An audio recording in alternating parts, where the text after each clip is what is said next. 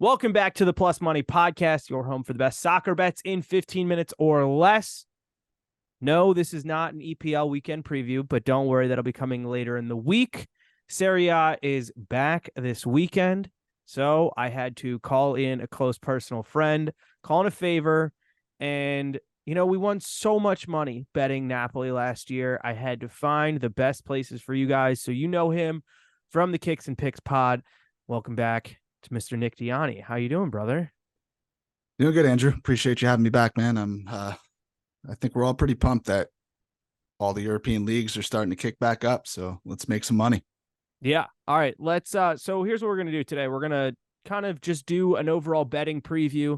A lot of our listeners are more EPL based, and look, Serie A is on with matches at 2:45 on Saturdays and Sundays. There's games on at the same time as the Prem, which just means get more TVs. And I know all of you are paying for Paramount Plus to watch the Champions League, so let's pay for that subscription, hitting on some of those leagues that Paramount Plus also has. And like I said, I opened talking about Napoli. I won so much money betting the Napoli team total over 1.5, over 2.5 last year. It was easily my favorite bet. So is there a team like that this year? Is it Napoli, or are they still going to have that high flying offense, or is it somebody else? Yeah, I mean, listen, I think it could be. I'd be really interested to see what those lines start to look like week in and week out for Napoli. Team up front hasn't changed all that much, so there's no reason to go away from them. But I would say the team I'm looking at to get back to that form is Atalanta. They've been pretty high flying for the past 3 or 4 years now. They were at one point averaging over 2 goals a game. I think it was 2.3 goals a game as far back as 2 years ago, or as recent as 2 years ago. And last year they dropped down to 1.7. So I think they could get back to that level.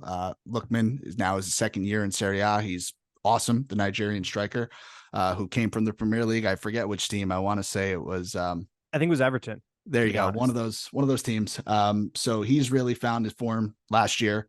And then I think the addition of Scamacca, who most recently was with West Ham, had a terrible year, a lot of injuries, but he's still young. He's a big dude. He's like 6'4", 6'5".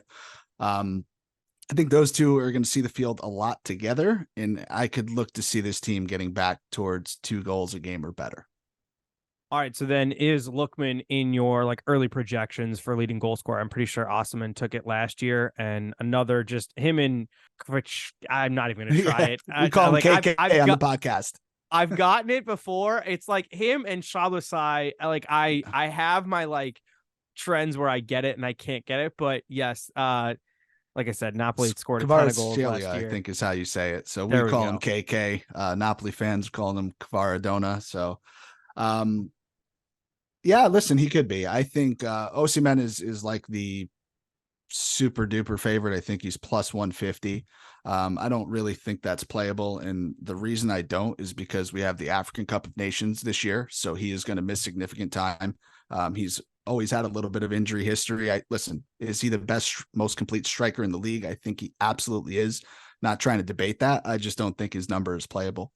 So I think the next best option could be Lautaro Martinez for Inter. He's plus 200.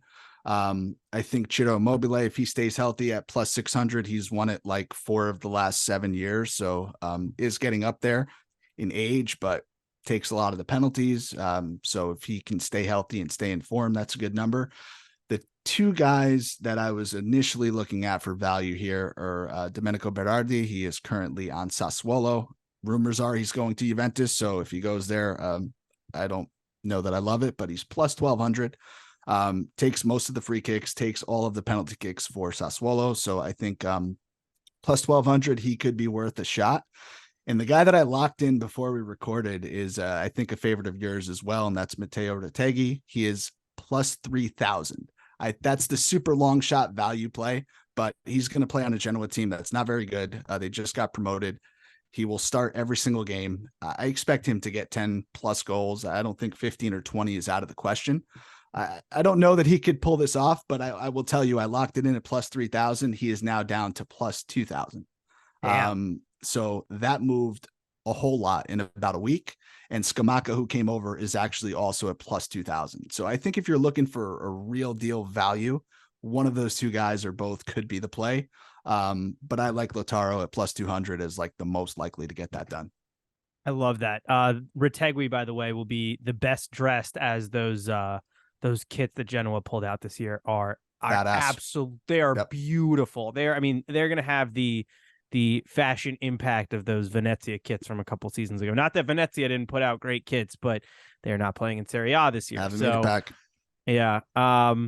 And Retegui is, for those who forget, he is of Argentinian descent, but he was born and raised in Argentina, but has Italian heritage. I think a grandparent, and that's how he qualified for the Italian national team and has been playing in and out for Italy for like the last 6 months or so. So definitely one to watch. All right, let's get right to it. Top four should be a fun season. The odds are crazy just for, there's three Yeah. teams similar odds to win the league, but who do you think is the top four? Yeah. So in terms of betting market, I don't know. There's a lot that's playable here. I think Inter, Napoli, and Milan are pretty much a lock for the top three spots. I don't know. We're going to have a discussion, I think, about which order that comes in, but those three teams are the strongest. They're the deepest. They're certainly the most tested after last year. Lazio, who is my team, Juventus, Atalanta, I think Roma even are all fighting for that fourth spot.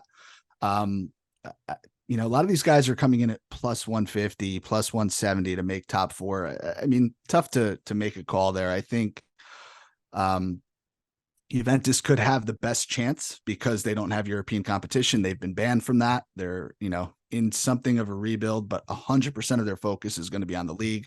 They got guys who are definitely going to look to make a statement this year. I think the coach Allegri is looking to potentially win the league, but definitely top four is minimum.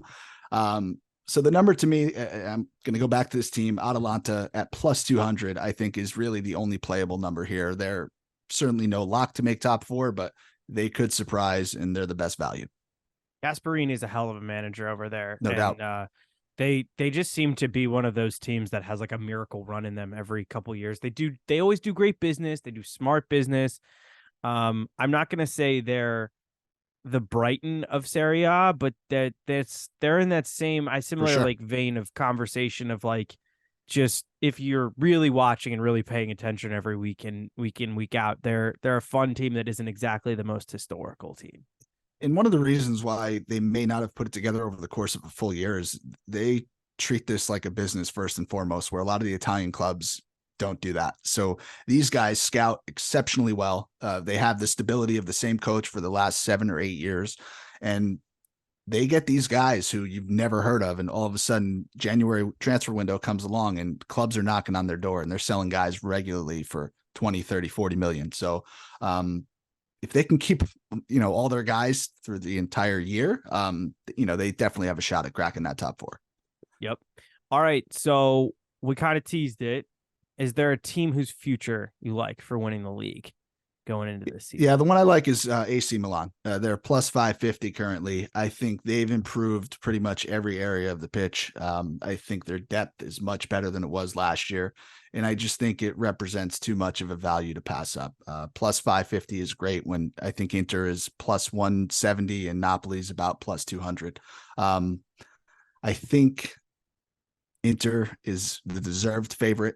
I think Napoli, obviously it's tough to bet against the reigning champs, but I think the Cup of Nations is really going to cut into how their squad performs. And I don't think they're going to catch anybody by surprise this year. So not to say that they can't repeat, but they're not going to jump out the same way they did last year with an insurmountable lead. At least I don't think so. So for me, I think Milan represents the most value. And if they can get some goals out of Giroud, they're really going to be in a good spot.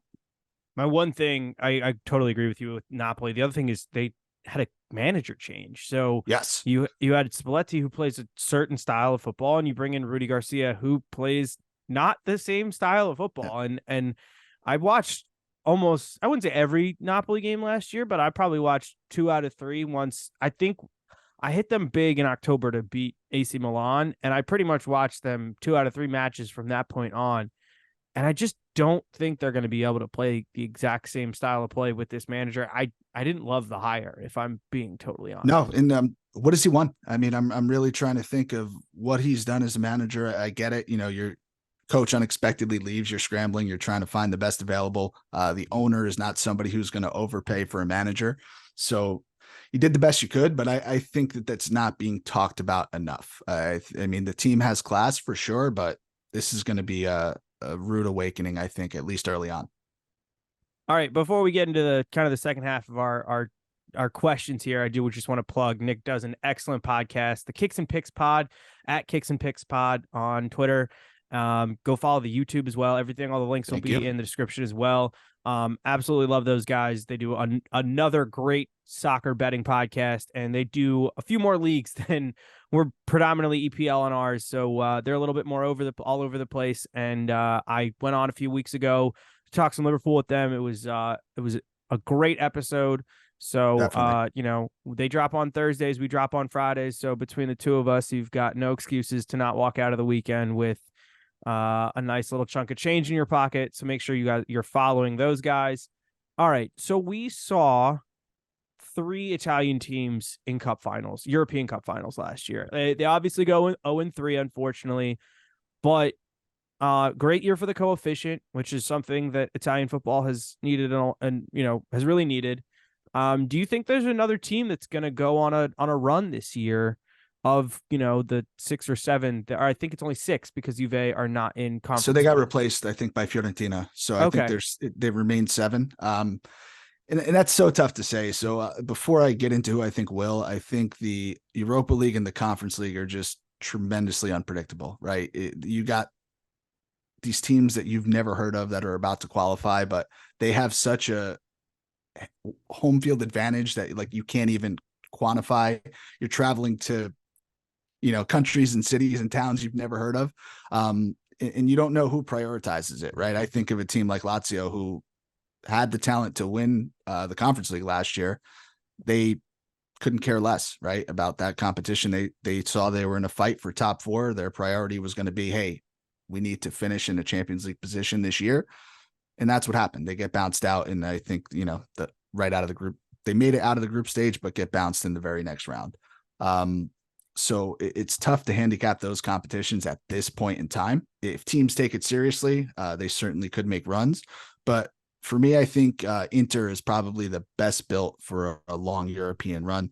Made it to the final of the Champions League last year. That's no fluke. I think Inzaghi is a coach that doesn't get all the credit he deserves.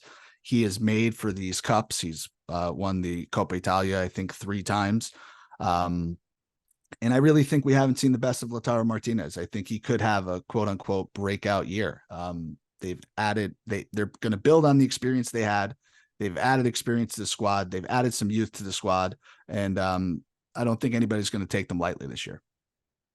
Good shout. I mean, they had a heck of a run to that Champions League final. So definitely. Let's go to the other end of the table. Relegation. Who's going to struggle? Because I'm doing like a picks competition this year where you give the top 4 and you give your bottom 3. And I kind of went to the early projections, but I'm not going to sit here and act like I know what's going on with relegation in Serie A. Yeah, so if you look at the odds, Frosinone has the worst odds. They're minus 250 to get relegated. They just came up. That's a team where I watch this league day in and day out. I probably couldn't name 3 guys on the squad. I think Lecce is next. Hellas Verona is even money. Hellas was a team our podcast faded the entire season last year. I think they made it or stayed alive by about a point or 2 points at the very end of the year. I think them at even money is actually a pretty good bet. The ones that I'm looking at, if you're looking to extract a little value, is Cagliari, who is plus 150. That's another team that just came up. And Salernitana is a team that's been up for about 3 or 4 years now. They're plus 185. Haven't really made any moves. I think they lost one of their forwards. So those 2 teams could potentially go down, but it wouldn't shock me to see 2 out of the 3 that came up from Serie B to go back down. Frank Ribery famously at Salernitana for a hot second. I think he played about 200 minutes total. Yeah. I mean, hey, look, it's the he laid the foundation for what Cesc Fabregas is doing at Como, which I too would take money to play very little minutes at Monaco and Como and live in Monaco and Como before calling it a day. But no doubt. I think we've probably hit on the team that I think I know the team you're going to say here, but is there a dark horse this year? Like, who am I going to say? I feel like you're going to say Atalanta again because Okay, you got me. This is not a Atalanta plug or podcast, but listen, there's no dark horse. I don't think there is. I think it's going to come from the top three teams that I mentioned, but they are plus 2,800. We're worth a little sprinkle, as they say. I think Lazio plus 1,400 could be worth that same sprinkle. They did finish second last year, but it was never close. They had no depth. They couldn't beat the bottom half sides. I think Atalanta is the closest thing to Napoli of last year, right? There's absolutely zero expectations on them. Nobody thought Napoli was going to do this last year. So they have that going for them. Fiorentina, that's be a super duper dark horse. I think they've made some shrewd buys in the offseason, but that's a team that hasn't yet proven they could beat the teams around them or the teams above them. So the short answer after the long explanation is I don't really think there's a dark horse. I think one of the favorites takes this home. All right. Closing it out because we are both based in the States, even though we're wearing our Italy jerseys right now.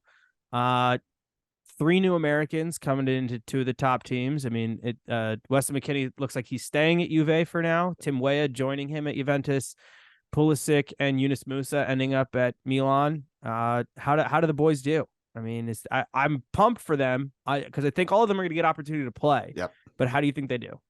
Yeah, I think you nailed it, right? I think they do well. I think Pulisic is the obvious one, just because he's in a tremendously better situation than he was at Chelsea. I think that Milan's midfield has really cleaned itself up. A lot of the inefficient players, a lot of the guys who are getting minutes that didn't deserve it, are now gone. I think that opens up a lot of space for Pulisic. I think Musa actually could fit in because Tonali went to Newcastle, so that could open up a starting space right away. And these guys are going to be taking the league and Champions League and the cup all seriously. So there's going to be minutes to go around. I think Milan's a good situation for both of those guys. And then talking about McKennie, I think he's better than a lot of Juventus fans like to give him credit for.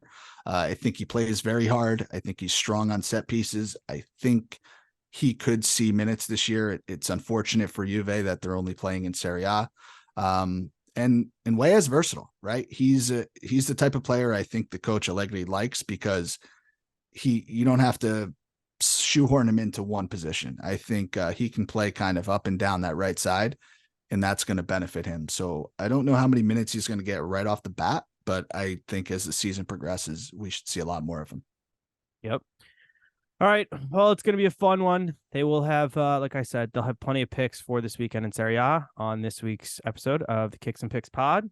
Like I said, links over there will be in everything all over the place. They'll be tagged and whatnot. You can follow Nick at Nick Dianni. Thank you so much for making some time.